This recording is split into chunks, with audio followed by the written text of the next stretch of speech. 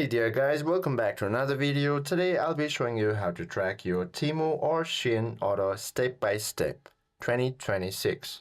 First of all, go ahead and open your Temu app, then head to this You option located at the bottom.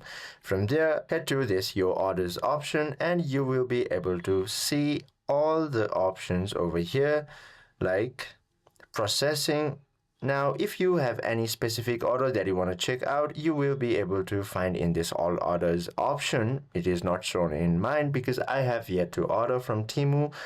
Now, once you've selected it, you will be able to see all this processing steps, shipped step, and your delivered status. Now, for Shein, all you have to do is go ahead and open your Shein app. Now, once you've opened your Shein app, head to this Me icon located at the bottom right. From there, tap on this My Orders option. Go ahead and tap on this View All, and you should be able to find all your orders over here. It is not shown in mine because I've not ordered from Shein.